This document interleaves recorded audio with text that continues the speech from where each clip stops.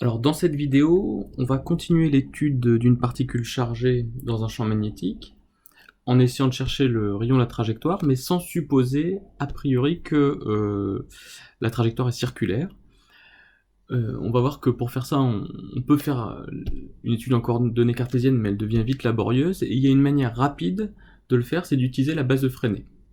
Alors problème, la base de Fresnel n'est pas officiellement au programme, donc l'utiliser c'est s'exposer de la part d'un examinateur à l'oral par exemple, à ce qu'on vous demande des précisions dessus, de démontrer les résultats associés, ceux dont vous ne serez pas capable, puisque la base de Fresnel n'a pas été étudiée. Malgré tout, si on vous demande de démontrer que la trajectoire est circulaire, ce n'est pas non plus au programme, donc utiliser un outil hors programme pour démontrer quelque chose qui n'est pas au programme, ça peut se défendre également. Et dernière chose, moi ce que je vous conseille, c'est si à l'écrit on vous le demande, d'utiliser la base de Fresnel, puisqu'à l'écrit, l'examinateur ne pourra pas vous poser de questions sur la base de Fresnel. Donc ce que je vais vous présenter, à la limite, je vous le conseille si on vous demande à l'écrit de démontrer que la trajectoire est circulaire. Vous pouvez l'utiliser, parce que c'est assez rapide, vous allez voir. Ou à l'oral, il faut être transparent, si on vous demande de démontrer que la trajectoire est circulaire, vous dites je suis pas sûr que ce soit au programme, mais en tout cas je peux vous répondre avec la base de Fresnel, même si je sais également qu'elle est hors programme. Donc voilà un petit peu comment on peut faire. Alors, qu'est-ce que la base de Fresnel tout d'abord? Eh bien, bon alors là on se place dans le cadre d'un mouvement plan, d'accord? On a démontré dans la vidéo précédente que la trajectoire de la particule que nous allons étudier était plane, et donc on se place ici dans le cadre d'une trajectoire quelconque, représentée en rouge ici. Hein.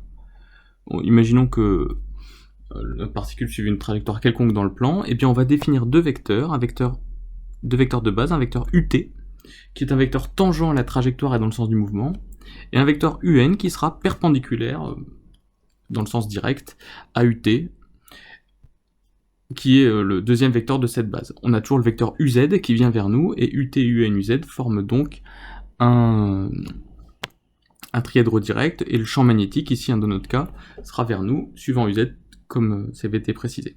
Et bien le résultat extrêmement intéressant de la base de Fresnel, c'est que la vitesse du point M s'écrit comme V portée par UT, donc elle est collinaire à UT, bon, c'est pas quelque chose qui nous étonne démesurément puisque UT est tangent à la trajectoire, mais ce qui est encore plus intéressant, c'est l'expression de l'accélération qu'on admet ici, hein, et qui s'écrit dV sur dt porté par UT, plus V carré sur R porté par UN. Mais alors ce R dépend du point M, et est ce qu'on appelle le rayon de courbure de la trajectoire. Alors qu'est-ce que ça signifie le rayon de courbure de la trajectoire? Eh bien, il faut imaginer qu'en tout point M, il existe un cercle qui épouse la trajectoire au niveau du point M.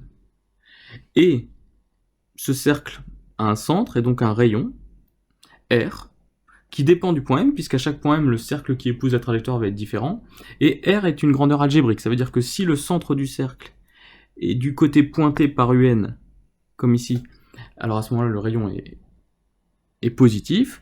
Si on avait un autre exemple de trajectoire, par exemple, qui serait comme ça, avec UN comme ça, ici on aurait le cercle qui épouse la trajectoire, qui aurait un centre qui serait de l'autre côté de celui pointé par UN, et dans ce cas-là, on prendrait un rayon négatif.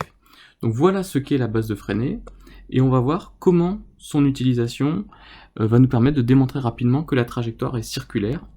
Juste pour donner le principe, une trajectoire circulaire, c'est une trajectoire pour laquelle le rayon de courbure est une constante, ce qui fait qu'on se situe toujours sur le même cercle, et quel que soit l'endroit où vous êtes, le rayon de la trajectoire est le même.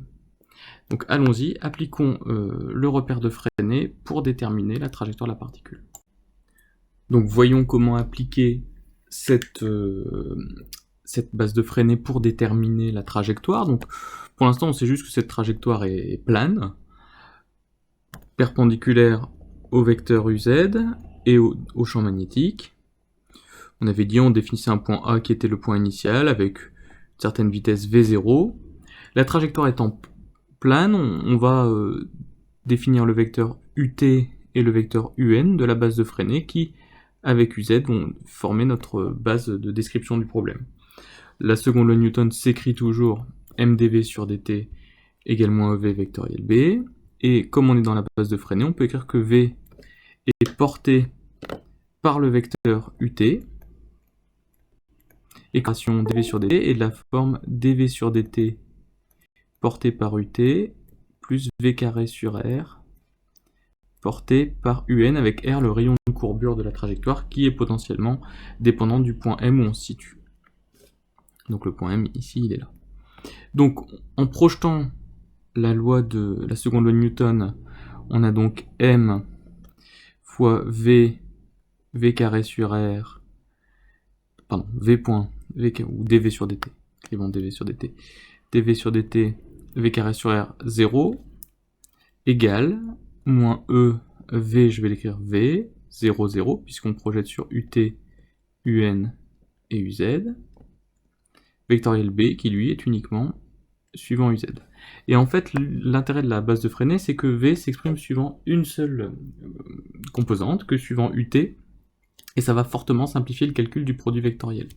En effet, la première ligne va nous permettre d'écrire que dv sur dt égale 0. On retrouve le fait que la norme de la vitesse est une constante. Donc ça s'écrit en écrivant le produit vectoriel. Et la deuxième ligne va nous permettre d'écrire que mv carré sur r égale, donc pour ça je peux réécrire le v et le 0 ici du produit vectoriel pour montrer que ça va faire evb. Et à partir de ça, je trouve que v égale EB sur M fois R, qui est une constante, comme on l'a vu ici.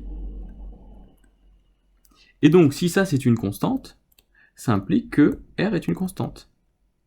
Et si le rayon de courbure de la trajectoire est une constante au cours du temps, ça veut bien dire que la trajectoire est un cercle. Et donc, on démontre ici, avec le fait que V égale EB sur M fois R, qui est constant, donc d'où l'intérêt quand même d'avoir projeté sur la première ligne pour avoir montré que V est constant, on en déduit que R est constant, et donc que la trajectoire est circulaire de rayon R.